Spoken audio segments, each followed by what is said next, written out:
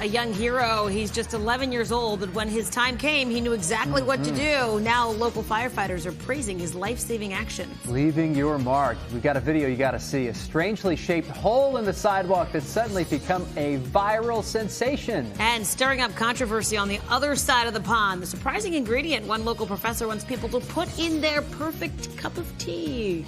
Those stories and more on today's edition of The Lineup. It is Friday, January 26, 2024. The Lineup is brought to you by TD Bank, America's most convenient bank.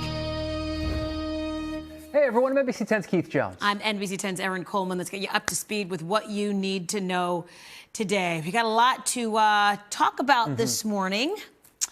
It's been a busy week, hasn't Absolutely. it? Including some big stories. This still going on. U.S. Marshals, they've released new surveillance video of a teen murder suspect. This is Shane Pryor, taken minutes after his escape. The 17-year-old slipped away from police outside the Children's Hospital of Philadelphia on Wednesday. We got the latest now from NBC 10's Gyllenhaal. Well, police do have some new clues searching for this teenage murder suspect, including that surveillance video, but he has still not been caught. He slipped away, the 17-year-old, while being taken to the Children's Hospital for an apparent hand injury. Shane Pryor, just 17, seen in this surveillance video in the lobby of CHOP, asking an employee for a cell phone. That employee declined, and then just minutes later, he is outside of the hospital and free after escaping.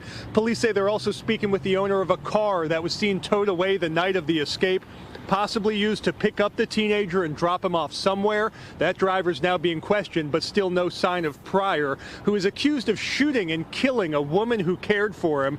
54-year-old Tanya Harris was shot in the head. Her family says she just took in the teen when he needed a place to stay. Clearly, they are now fearful that he is back out on the streets. The U.S. Marshals are looking for him. A $5,000 reward is out there. For now, we're here at police headquarters. Randy Gyllenhaal, NBC 10 News.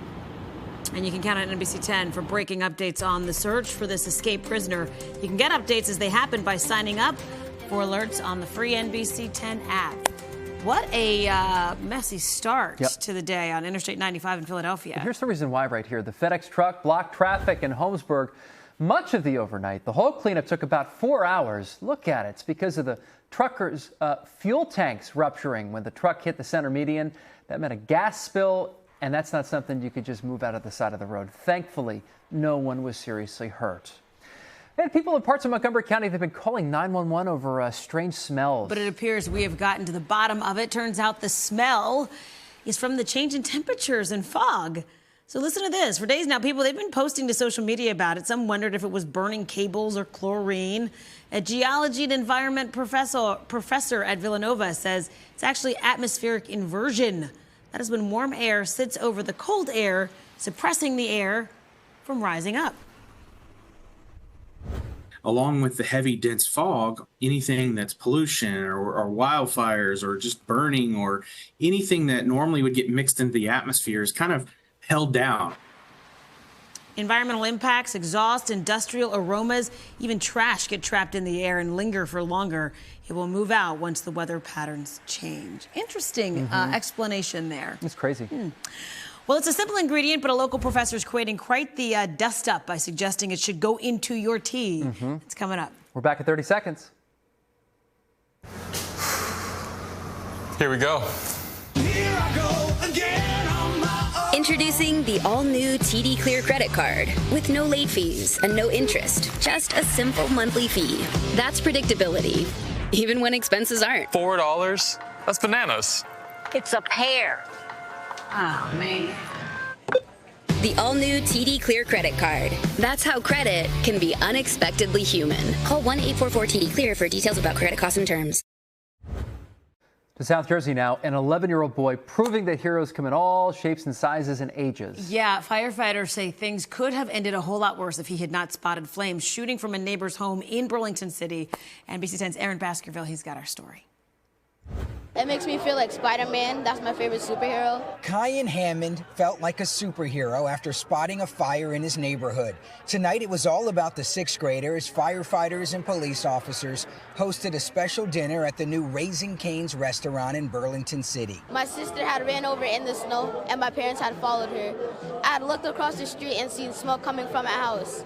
Then I yelled to my mom, call 911. Investigators tell us a raging fire swept through 3 homes on York Street Sunday afternoon. After spotting the smoke, the 11-year-old says his family knocked on doors to make sure everyone was out safely. It happened so fast, it was just like nerve-wracking. So to see my husband like running across the street, I'm just like, oh my God, get everybody out, make sure there's no... And then like kids were coming out, it was just like nerve-wracking. I almost had a meltdown. Firefighters say it's a clear indication the message about see something, say something is getting out to kids. Every family inside those homes escaped without injuries, and now crews are trying to figure out what caused the flames. What have you said to Kyan after this whole situation? I'm proud of him, and when he comes of age, there's an application waiting for him. They're a special dinner, they're calling you a hero and saving lives. When you hear that, what goes through your mind? How does that make you feel?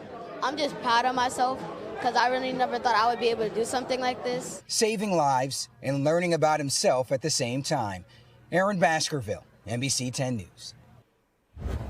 It's great. I mean, Super, look at his Spiderman face right there. Spider-Man, I Yeah. love that. All right, you got to see this next piece of video. Looks like something out of the movie Ratatouille, or Ratatouille. What is it, Erin? Ratatouille? Ratatouille. Ratatouille. Check it out. There's a rat-shaped dent in a Chicago sidewalk. It's apparently been there for years, but it really went viral after someone posted a photo of it on the site that used to be called Twitter X. Since then, visitors have flocked to the site. People here have held parties. There's even been a wedding there. The local politician says things have gotten out of hand, and they're taking action. We might be removing the slab for the rat hole, but I think what we're talking about is possibly doing a fundraiser, allowing somebody else to take it. But just the issue with the parties and the potential concert and the other events that are taking place in front of neighbors' homes, it's become a little problematic for them. The concert. Oh, it could be my a squirrel. gosh. You know, there's that theory out there. Visitors, they're lining up to see that hole, leaving coins and other mementos inside of it as well. It How never bizarre. ceases to amaze me what goes viral and what people are into. I mean, and this poor animal too. Oh, there's no marks that it got away.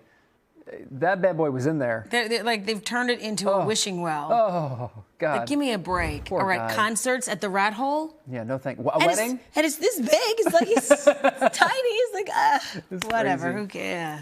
Moving on. A sheriff's deputy in the Midwest had to make a special delivery after a recent arrest. Maybe you could call it Deputy Dash. Hi. No, you got arrested, but we wanted to make sure you got your food. So you guys have a good night. You guys are amazing. Thank you. Oh my goodness, that officer had to finish up a DoorDash delivery after arresting the driver just moments before. There was no need in anyone going hungry, right? So he took the food to its final destination. In a post on social media, it said that the deputy made the delivery without an added tip. The department didn't say what was in the bag. Wow. Isn't that great? But whoever was at the door was amazed. Like, oh my gosh, I still got my food? Well, and it sounds like she thought, she was like, was there an accident? And he goes, no, we arrested him. Yeah. Yeah, that was it. Oh, That was it. goodness. But you got your food, you got your dinner. Local chemistry professor appears to be steeped in controversy after suggesting that tea is best served with salt and lemon. Crazy, right? The bold statement brewing outrage from tea drinkers in Britain. Michelle Francel of Bryn Mawr College set off the scandal in her new book, Steeped, The Controversy of Tea. She argues that salt counteracts the chemical process that makes tea bitter, and she says adding lemon can remove the dark coloration that can sometimes appear on the surface of tea. Who knew? Well, the statements, they're close to sacrilege for people who live in the UK, who mostly use milk and sometimes sugar. Hoping to ease tensions with one of our closest allies, the U.S. Embassy in London released a tongue-in-cheek statement assuring our friend that, quote, unthinkable notion of putting salt in tea isn't official U.S. policy. But I've heard this before. I've heard, a little bit of salt in coffee can actually make it less bitter. I've never heard that before. I don't know about tea. Tea isn't that bitter to me. I don't know. Not as bitter as coffee, at least. Maybe like black tea. Yeah. Maybe like really strong true. black tea. Yeah. Not herbal, but look, don't you think the Brits have it right? Like, they know what they're doing? They must. But are you putting milk in your tea? Yeah, that's a good point. I do not put milk in my tea. You ever have a crumpet? I've never even had. What is a crumpet? No, I love tea and crumpets. What is it, bread? Yeah. What are you talking about? Little candy? It's a little. No, it's not candy. It's like a little pastry, but like not that sweet. All right. Let's talk about an animal shelter here in Jersey. I'm a Jersey boy. I can handle just New Jersey things. Gloucester Township got a novel idea for an X on Valentine's Day. The Homeward Bound Pet Adoption Center is asking for a $50 donation. Okay, so that's going to allow you to name one of the shelter's feral cats after your ex. According to the shelter's social media post. Neuter your ex. Oh, wow. They will then spay or neuter that cat before releasing it back into the wild, all in the name of your ex. Do you know that this is going to go viral? Oh, my God. Like, what a fantastic idea. Listen, it's all for a good cause, right?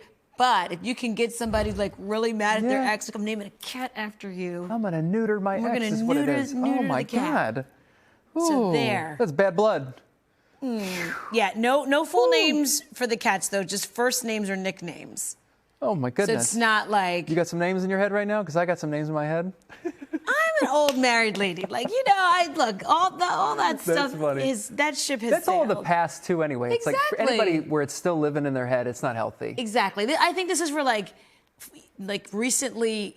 Yes, spurned lovers. Yes, and there was something that went down, breaking up over text or something. Yeah. Really clever move by the adoption center. Exactly, and it's going to get a lot of feral cats neutered. That does it for today's edition of The Lineup. For Erin Coleman, I'm Keith Jones. You can get NBC 10 News updates right here on the NBC 10 app. Be sure to catch us weekday mornings from 4 to 7 a.m. Have a great day. See ya.